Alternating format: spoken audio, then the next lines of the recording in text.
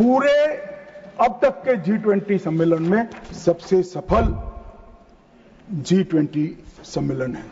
और मान्यवर, इसीलिए पूरी दुनिया में कई सारे राष्ट्राध्यक्ष है।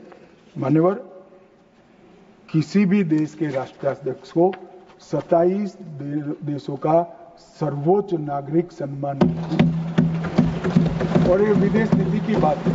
27 देश अपने सर्वोच्च नागरिक सम्मान से नरेंद्र मोदी को सम्मानित करते हैं।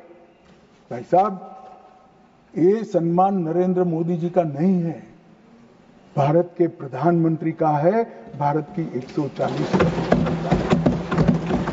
मोदी जी ने देश को सम्मान दिला है, देश की 140 करोड़ जनता को गौरवान्वित किया है। तो मोदी जी का नेतृत्व जो है भावुक नहीं है। भावुक नेतृत्व होता है वो रोने भी लगता है, कई बार शकम भी हो जाता है। मोदी जी का नेतृत्व संवेदनशील भी है, निर्णायक भी है और दृढ़ भी है। मैंने देखा है कोरोना 370 ऑपरेशन सिंदूर ये सारा छोड़ दो, कोरोना में मैंने देखा है इससे बड़ी आफत इस सहस्त्राब्दी में भारत पर नहीं आई थी। अड़ीग होकर अपने रास्ते पर चलते रहे और जब कोरोना समाप्त हुआ पूरी दुनिया ने कहा सबसे अच्छा प्रबंधन भारत ने किया। और उसका कारण जब ढूंढा गया, मैं भी स्टडी करने वाले कुछ लोगों को मिला था मान्यवर, जब कारण पूछा गया, स्टडी किया गया, तो सबने कहा कि पूरे विश्व में कोरोना के सामने सरकारें लड़ती थी, हमारे यहाँ प्रधानमंत्री, भारत सरकार, राज्य सरकार और 140 करोड़ लोग एक साथ कोरोना के सामने लड़ते थे। मजाक उड़ाते, घंटी बजाने से कोरोना चला जाएगा, दिया जलाने से चला जाएगा, कर्फ्यू करने से अपने आप चला जाएगा। उनको मालूम नहीं था जनता के मन में जागरूकता लाते थे। और जब मुझे तो ठीक याद है मोदी जी ने टीम गठित की टीका बनाने के लिए, तब जयराम रमेश जी, नाम मत लीजिए, रिकॉर्ड पर मत लीजिएगा, तब ये कांग्रेस वाले इनका मजाक करते थे कि भारत टीका बना लेगा। मान्यवर, सबसे पहले टीका बनाने वाले देशों में भारत है और इसी के कारण हम बचे थे। मान्यवर, 11 साल में समग्र दुनिया ने भारत की क्षमता को स्वीकारा है। भारत 11वें नंबर से चौथी सबसे बड़ी अर्थव्यवस्था बना। जीडीपी हमारा 4.19 ट्रिलियन हो गया, $1 ट्रिलियन की डिजिटल अर्थव्यवस्था बनी। प्रति व्यक्ति आय, जयराम रमेश जी हमेशा पूछा करते हैं, निर्मला जी बताती भी नहीं है, 68,572 से बढ़कर 1,33,488 हो।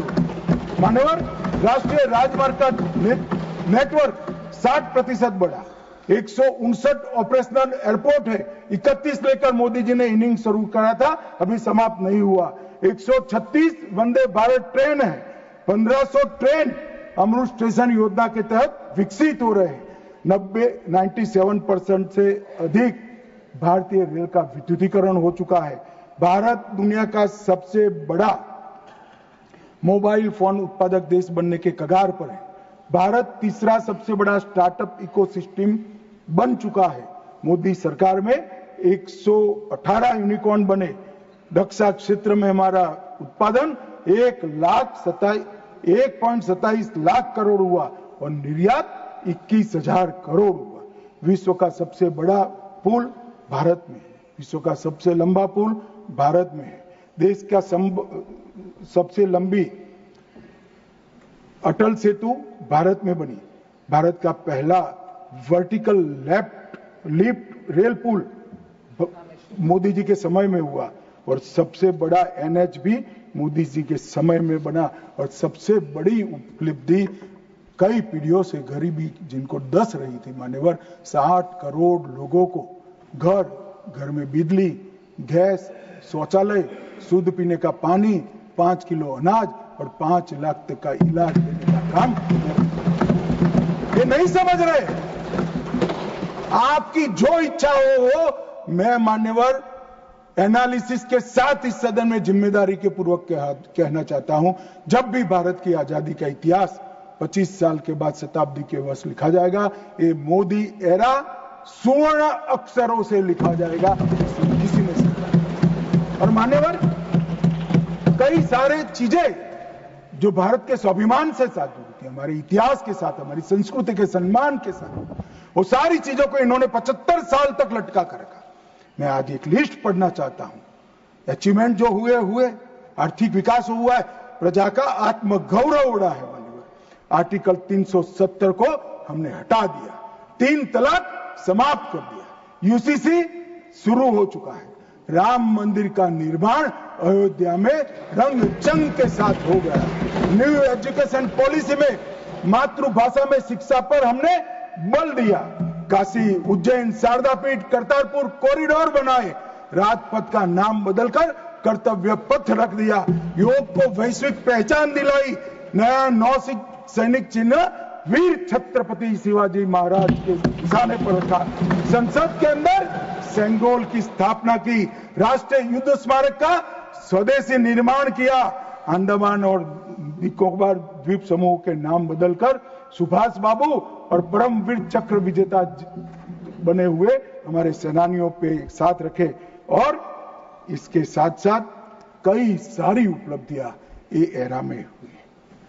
माननीय सबसे बड़ी उपलब्धि है 2047 में मुझे एक विदेशी पत्रकार ने कहा, मैं लंबा बैठा था, मैं उनकी थॉट प्रोसेस को जानना चाहता। अब मैं जो सुनना चाहता था तीसरे ही वाक्य में आ गया कि अब भारत को कोई रोक नहीं सकता। तो मैं उनको पूछा क्यों? उन्होंने कहा अब तक भारत ने अपना लक्ष्य ही तय नहीं किया था, कैसे अचीव करता। मैंने बोला अब क्या हुआ कि अब मोदी जी ने तय कर दिया कि जब 100 साल का भारत होगा, आजादी के 100 साल होंगे, तब विश्व में हर एक क्षेत्र में हम नंबर 1 पर होंगे और महान भारत। और मान्यवर मुझे मालूम है मोदी जी का भाषण, मोदी जी का संदेश आज 140 करोड़ भारतीयों का संकल्प बना हुआ है और मुझे विश्वास है 140 करोड़ भारतीयों पर और हमारे युवाओं पर। शायद हम में से काफी लोग 2047 में नहीं होंगे, परंतु 2047 में जो भी भारतीय होंगे वो देखेंगे कि विश्व में भारत नंबर 1 बन चुका है। मान्यवर भारत को नंबर 1 बनना है तो हमारी बाहरी सुरक्षा और आंतरिक सुरक्षा बहुत महत्वपूर्ण है। ऑपरेशन सिंदूर की चर्चा में मैं देश की जनता को कहना चाहता हूं, युद्ध होता है तो हमला वहां पर से भी होता है, यहां से पर से एक भी हमला ऐसा नहीं जाएगा जिसका जवाब दिया नहीं जाएगा और आतंकवाद को हम समाप्त कर रहेंगे। 31/3/26 को नक्सलवाद समाप्त हो जाएगा, इसमें किसी को शंका नहीं। अंत में जिन जिन सदस्यों ने इसमें हिस्सा लिया है, बहुत सम्मान के साथ उनका धन्यवाद कर और फिर से एक बार ऑपरेशन महादेव में जिन्होंने हिस्सा लिया है वो सभी को पूरे सदन की ओर से और व्यक्तिगत मेरे रूप से बहुत बहुत साधुवाद देकर